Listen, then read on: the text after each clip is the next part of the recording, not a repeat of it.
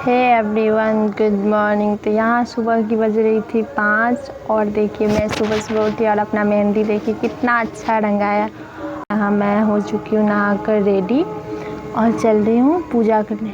तो मैं अच्छे से पूजा कर ली थी घर पे ही। फिर यहाँ इधर पंडित जी आने वाले थे तो तैयारी करनी थी। फटाफट हम लोग तैयारी कर रहे थे क्योंकि पंडित जी को तो बहुत जगह जाना होता है ना।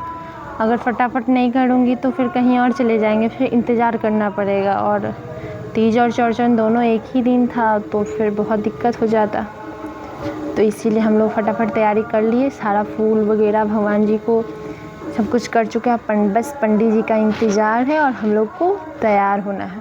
तो ये पंडित जी भी आ गए और हम लोग उधर हो रहे थे तैयार। फाइनली मैं यहाँ पे तैयार होके आ चुकी हूँ पूजा के लिए। और यहाँ पे पंडित जी जो छूटा फूटा था देखकर बता रहे कि ये चीज़ लाना है वो चीज़ लाना है। और जो भी उनको भी पहले बेलपत्र वगैरह सब जैसे जैसे रखना है पत्ता पे वो रख रहे थे।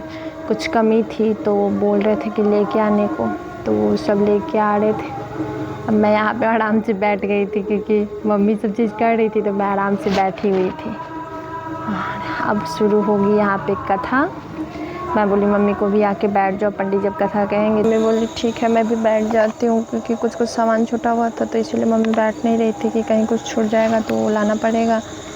पंडित जी जब बोल दिए कि हाँ सब कुछ आ चुका है आप भी बैठ जाइए तो मम्मी भी बोली ठीक है। यहाँ पे पूजा हो चुकी है संपन्न और मैं रिकॉर्ड नहीं कर पाई क्योंकि पूजा के टाइम में पूजा पे ध्यान था, मोबाइल नहीं चला सकती थी। उसके बाद लगी थी बउआ को बहुत जोर की भूख, तो किसी और के हाथ से खाता है नहीं तो पापा खिला देते, तो इसलिए मैं इसको खाना खिला रही हूँ यहाँ पे।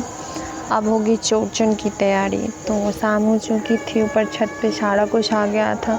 पे जो भी पिठार से बनाया जाता था मम्मी बनाकर तैयार कर चुकी थी और मम्मी चाची को बुलाई। फिर चाची आकर सारा जो विध होता है वो करके चले गए। तो हम लोग सुबह उठकर सुबह के बज रही थी 4 और हम लोग नहा वहा कर आरती करके भगवान जी का और वहाँ पर जो भी विध होता है करके अब हम लोग चलेंगे बाहर पोखरी में विसर्जित करने। और मम्मी यहाँ पे मुझे सिंदूर लगा रही थी।